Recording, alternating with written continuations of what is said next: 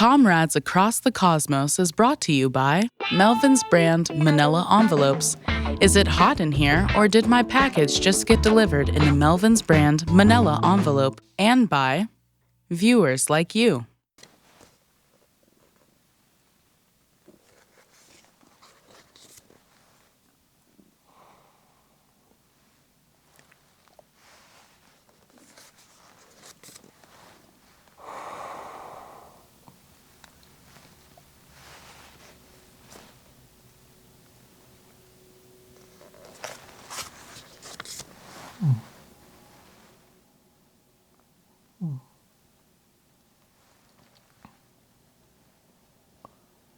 Oh, hey there, comrades across the cosmos. It's time for another 60-second music lesson. Only this time it's going to be 60 minutes, and it's going to be a mini-series. Today's topic is synthesizers.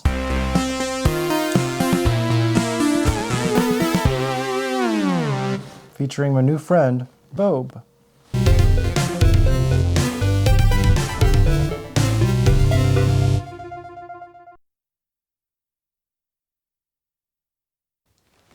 Wow! I didn't realize how totally radical and amazing sound waves are. It's like I have this totally bodacious desire in my heart to watch that video over and over and over again and smash that like button as many times as I can. Now that we've covered what sound is, let's take our knowledge of waves and apply it to sound generation. In this case, synthesizer. How does a synthesizer work? A synthesizer consists of the input phase, the processing phase, and the output phase. Our input consists of two variables. Frequency, which is determined by which key we press. And second, it's determined by velocity, which means how hard we push each note. Now that was a lot of velocity.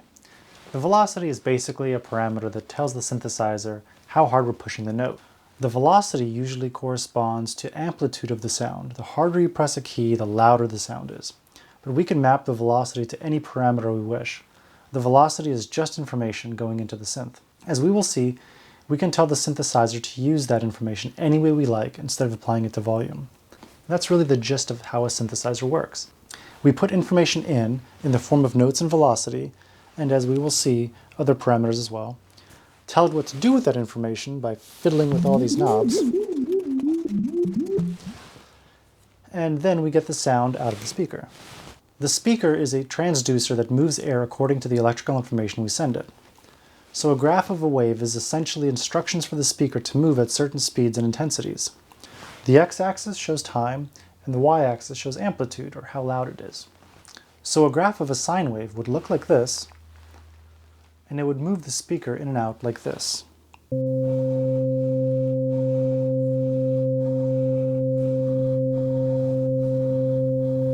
A graph of a pulse wave would look something like this, and it would move the speaker cone something like this.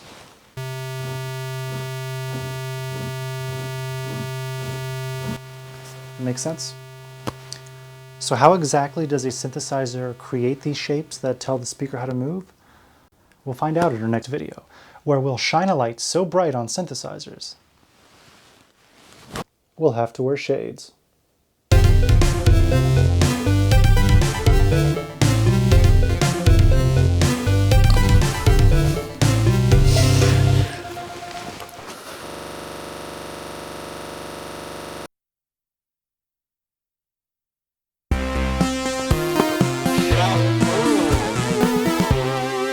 Greetings, comrades. In our last video we learned that the input phase sends information to the processing phase. Now we're going to talk about what in the heck the processing phase actually does. Before we begin, it's important to know that there are many different types of synths, but they all share common characteristics. Mini Bob over here is a subtractive synth.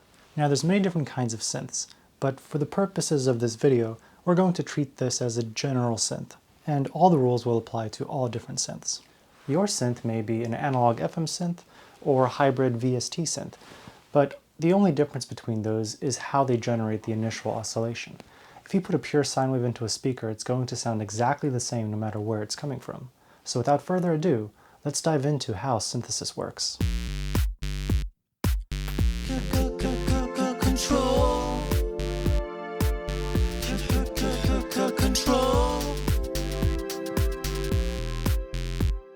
Monophonic means one voice or one note at a time. Polyphonic means multiple notes at one time. On most synths, you can set how many notes you'd like to play at one time in polyphonic mode. However, for this next example, we're going to leave our synthesizer set on monophonic mode. The first stage of our synthesizer sets what frequency each key will play. Since we don't want to be out of tune with other instruments, we'll leave this at 0. After the tune knob, we have the glide knob, which determines how fast one note transitions into the next note we play. The glide knob is also known as the portamento. If we set this at 0, then as we play each note, the sound will instantly start. If we set this at its maximum, the second note we play will glide from the first note until it hits its designated frequency. Of course, if we don't play a note prior to the note we're aiming for, the glide knob will have no effect whatsoever. Next to the portamento, you'll find the legato knob.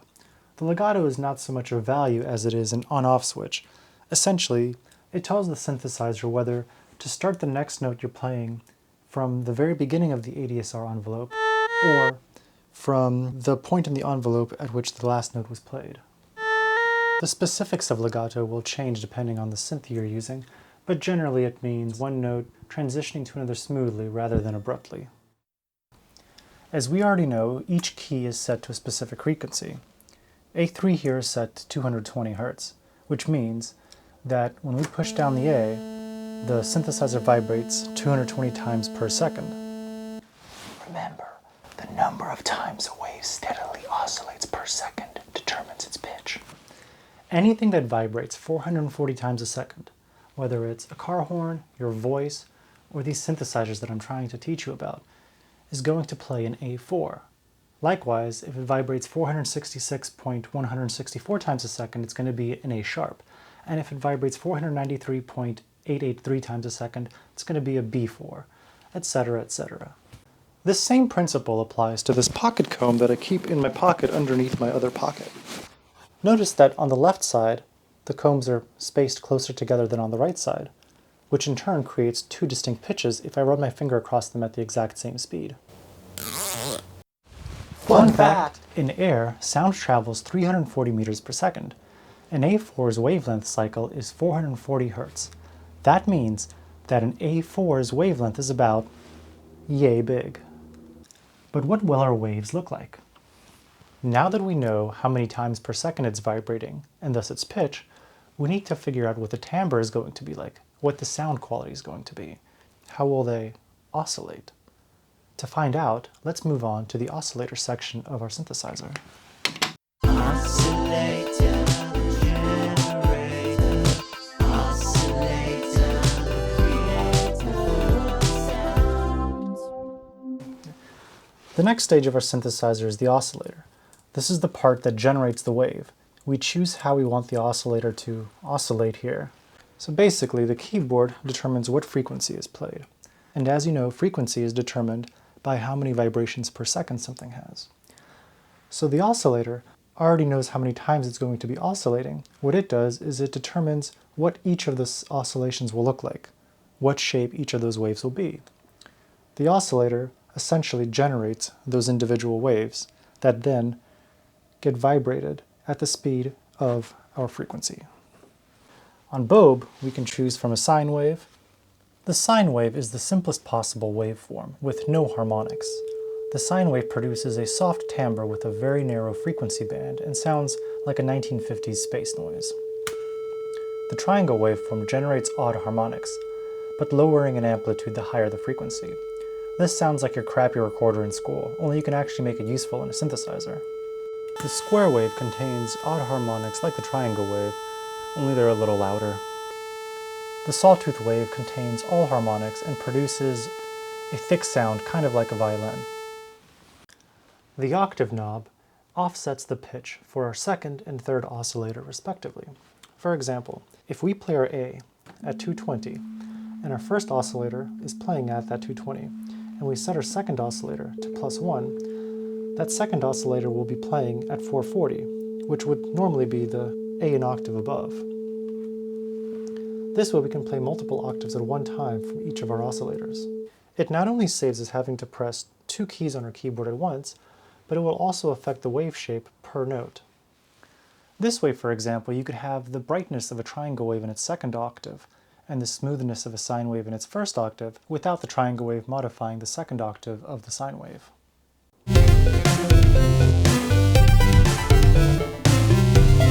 So as we've gone over, if we play an A3, we'll be playing our sine wave 220 times per second. But what happens if we play an A 220 times a second and an A an octave above at 440 times a second at the same time? Let's find out. Our 220 times a second A will give us a sine wave, and our A3 will give us that same sine wave at exactly double the frequency. So what happens when these are played at the same time? The resultant wave will look something like this. And this is what it would sound like coming out of our speaker.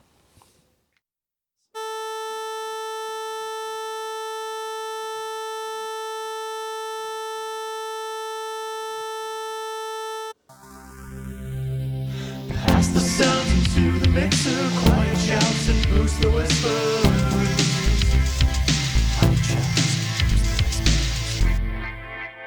If we change the volume of the oscillators relative to each other, we will also change the resultant wave. This is where the mixer section comes in. It adjusts the volume between each individual oscillator and passes the resultant wave shape onto the envelope section. As our mixer adjusts the volume between our different oscillators, our resultant wave shape will also change accordingly.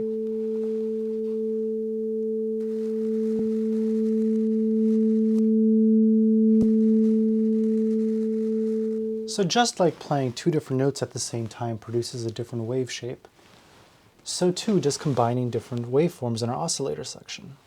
If we combine our sine wave with, say, a square wave, they superimpose upon each other and create a new shape. So our square wave here combined with our sine wave here creates this resultant wave.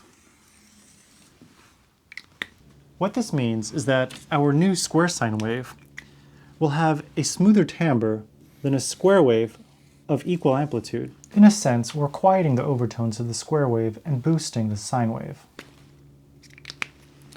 Now let's move on and talk about our ADSR envelope. There you go. One envelope. Not this kind of envelope. Okay, please. There you go. This kind of envelope.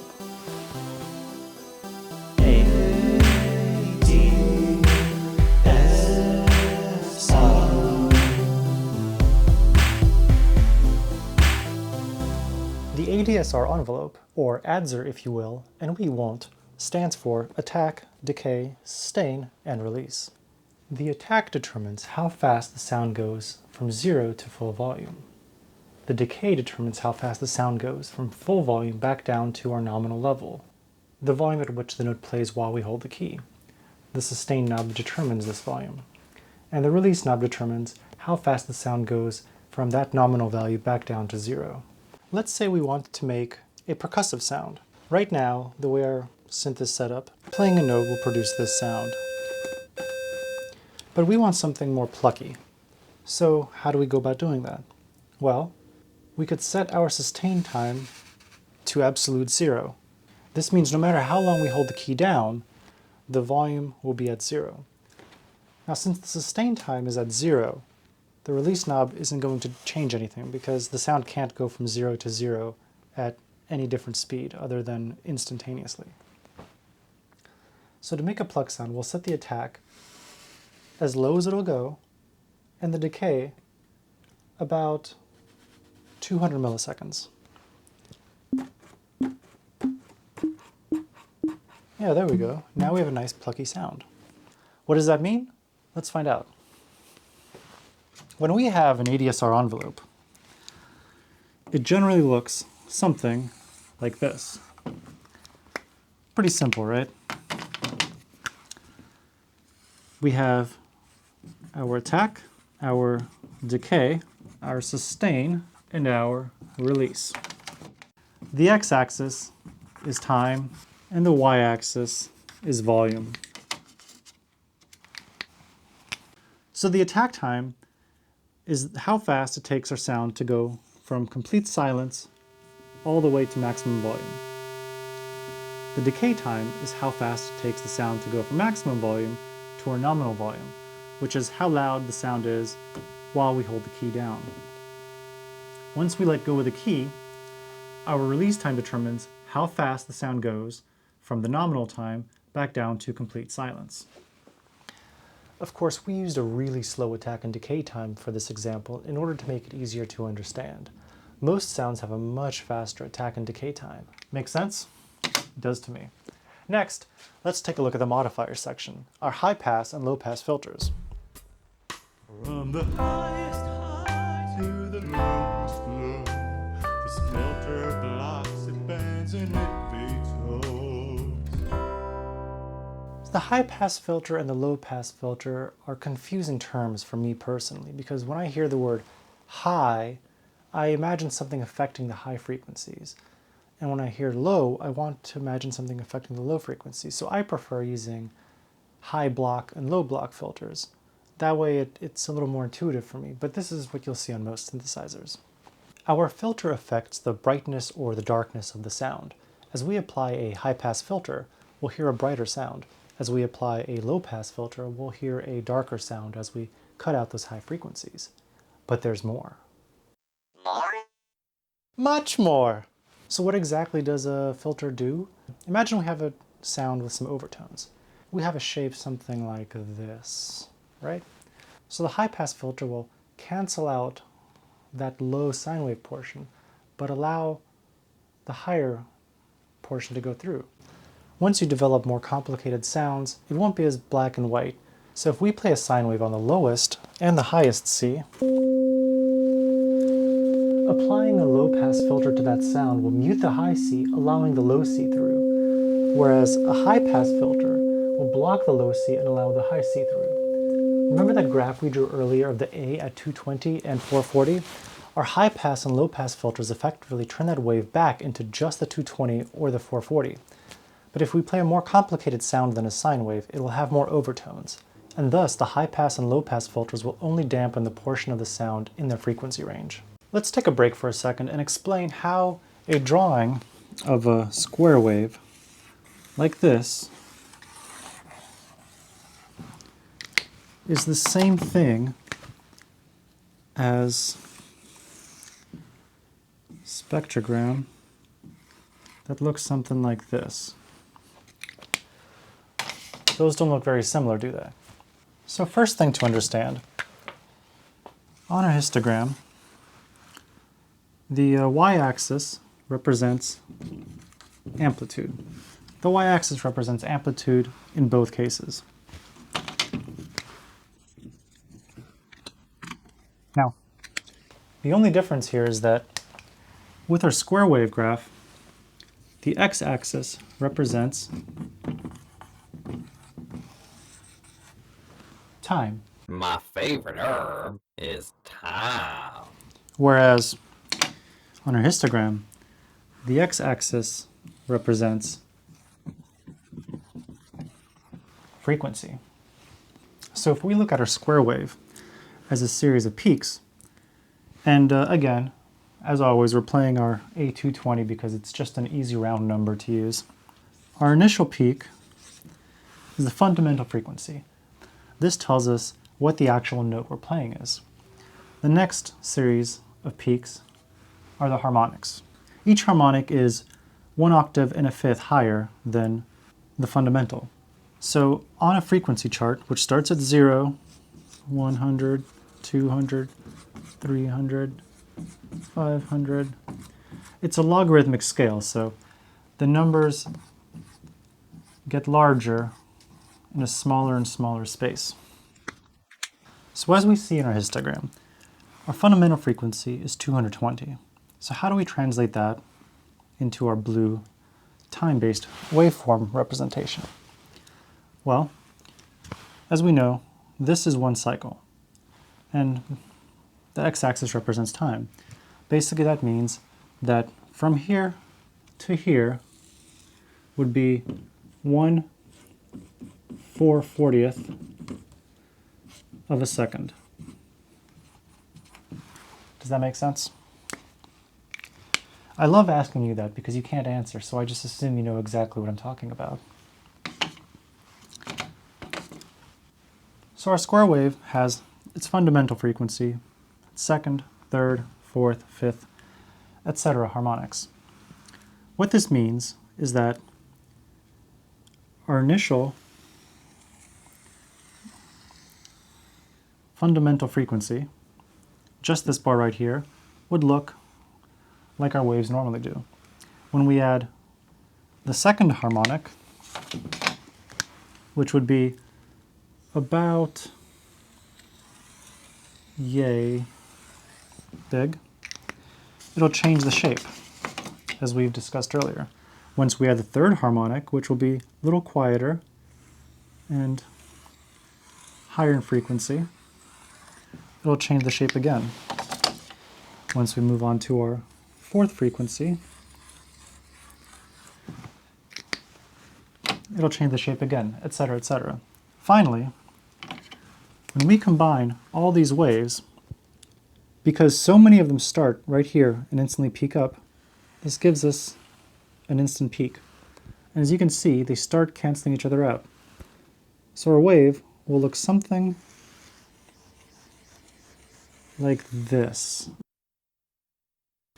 It's not a perfect square, but in real life and coming out of our speakers, nothing will ever be a perfect on and off signal. That only exists in the electronic realm inside of our synthesizer. In the real world, this is closer to what a square wave looks like. And hopefully now you can understand how this histogram can be redrawn as a waveform. Remember, the main difference is that one represents amplitude by frequency and one represents amplitude by time. The histogram doesn't show us what the wave looks like, but it does show us how it's broken down amongst its harmonics, which we can then use to figure out what shape the wave is. The blue waveform graph, on the other hand, shows us the superposition of all frequencies, all harmonies of a waveform, and how they combine, and also how they get their name. As we apply a low-pass filter to the square wave and move it down into the lower frequencies, we'll block out its harmonic content and eventually we'll be left with just the fundamental sine wave.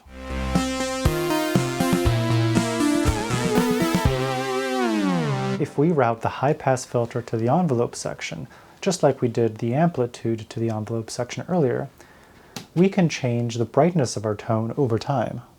Let me show you an example. This is what our tone sounds like right now. If we route the high-pass filter to the envelope with an attack of 200 milliseconds, a decay of 200 milliseconds, and a release time of 200 milliseconds. This is how the filter will sound applied to the tone. As you can hear, our filter now affects the sound over the course of time just like our amplitude did. And finally we have the LFO.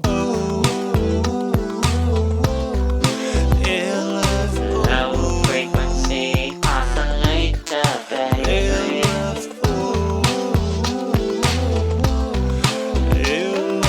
Low frequency oscillator, baby. What is the LFO? Basically, the LFO is...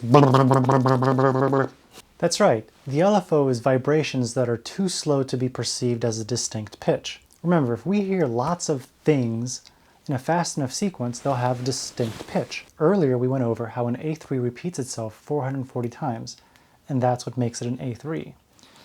If I zip my zipper exactly, let's see, 1, 2, 3, 4, 5, 6, 10, 20, 30, 50, 100, 200, 400. 440 of these little dots per second, I'll play an A. Sounds about right. However, when I fiddle my mouth, it doesn't sound like a distinct pitch, it just sounds like a series of blips and blops. As long as our blips and blops are slower than 20 times a second, we won't hear it as pitch, we'll hear it as a series of blips and blops. Less than 20 times per second, you say? If only there was a way I could time myself. Time myself. Time myself. Timing, it's what I do. Well then, let's start the countdown.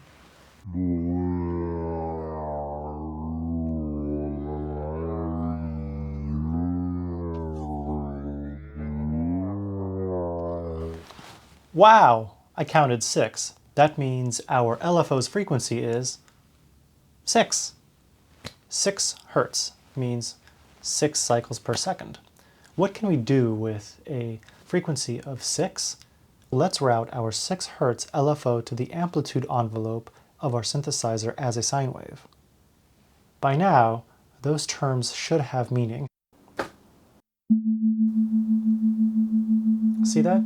While the information from the A is coming in at 220 cycles per second, the information from the low frequency oscillator, which is not creating any sound, is much, much slower. So we can hear the up and downs of the curve of the low frequency oscillator. Whereas the higher pitched oscillators, the ones that play actual notes, are going by so fast that our ear turns them into pitch rather than up and down information. That made sense, didn't it? If we route the LFO to the frequency instead of the amplitude, we will hear vibrato, a frequency modulation along the pitch center of the note we're playing. Let's see what that sounds like.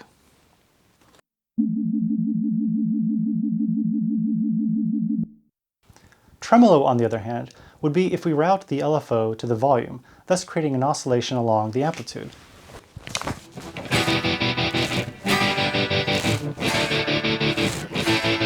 Or you can imagine turning the volume knob up and down really fast at the speed of the LFO.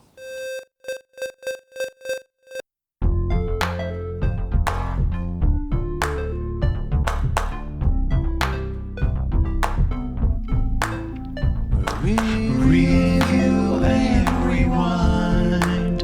Make sure it's sticking in your mind. So the basics of a synthesizer amount to combining different waveforms together in order to add and subtract and create a unique shape, and one that can change over time. Just like any instrument has its own sonic signature, so too can the sounds you create with your synthesizer. Now that we've learned the basics of our synth, let's review what the 7 core components are again. But let's go back to that tuning knob for a second. Our initial tune determines the master pitch of the entire synth, but our next 2 tuning knobs will determine the pitch of the second and the third oscillator respectively. If we tune the second oscillator just slightly flat and the third oscillator just slightly sharp, we'll hear a chorus effect. In this scenario, all 3 oscillators play a perfectly steady pitch.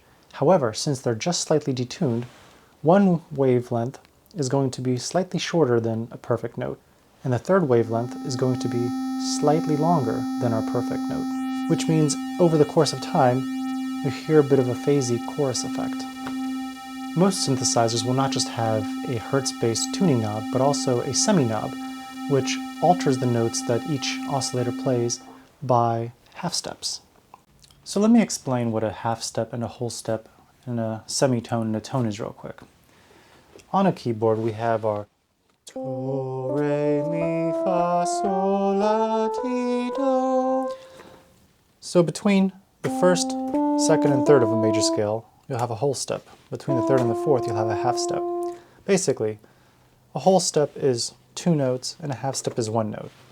But because in scales we have intervals of 2 and 1, we call them whole steps and half steps, or tones and semitones. So in a C major scale, from C to D to E is a whole step, and from E to F is a half step, or a semitone. And that's all we need to know for now. And actually, that's all we'll ever need to know, because that's the entire definition.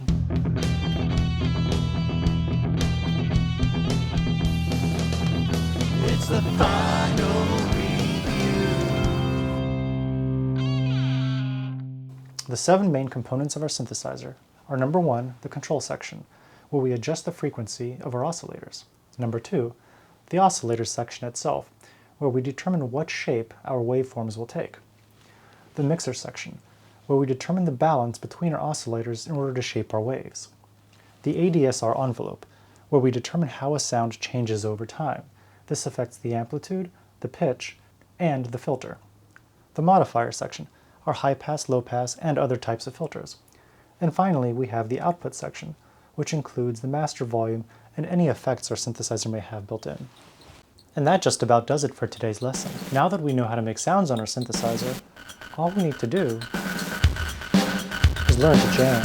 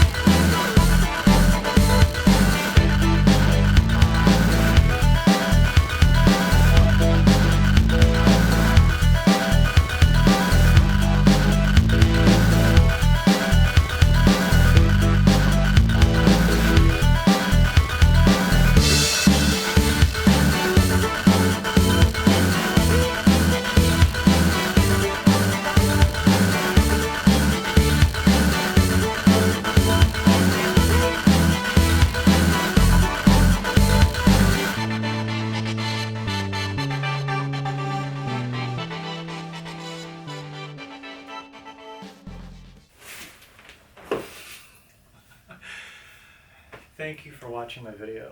It took a really long time to make, and I'm going to show you some behind the scenes footage. What our high pass filter will do is cancel out these high frequencies. That's not true. 3, 2, 1. Tremolo, on the other hand, would be if we route the LFO to the volume, thus creating an oscillation along the amplitude.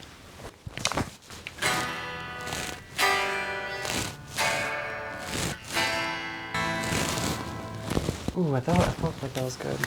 One thing I did want to address, though, was the comb example I used.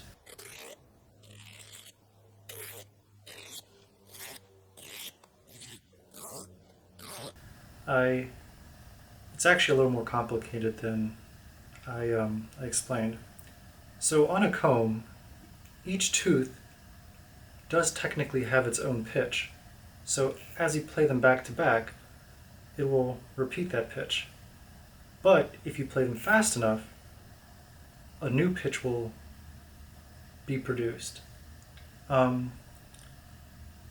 It's basically granular synthesis. And originally when I made the video I wanted to cover that, but it's not really an intro to synth class. But the comb thing stayed in because I really like the pocket joke, so I hope that wasn't too confusing. There were a few other technical inaccuracies that I kind of left in or didn't have the energy to reshoot, but generally I think that was a pretty good intro to synths class, and I hope you enjoy it, and I hope you learn from it, and I hope you can make sounds. Also, that one shot of me playing the Green Day Boulevard of Broken Dreams song dressed as Billy Joe Armstrong, it lasted a few seconds, but we spent hours making a tie from scratch, finding the right outfit, putting eyeliner on, painting my nails, and I really wish I had done more with it because it was so much work for a joke that I don't even know if most people will get.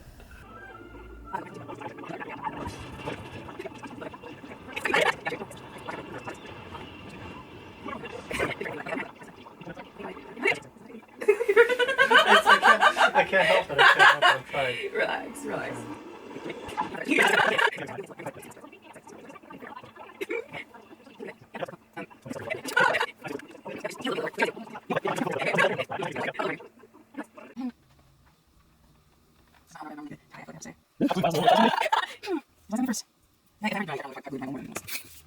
Beautiful is this tie. I think it's fucking perfect. Okay, pop it on me. Like this. There we go. That's right. Yeah.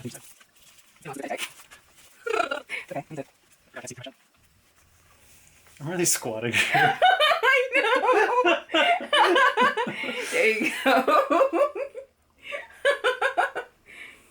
Oh my god, yeah, that's great.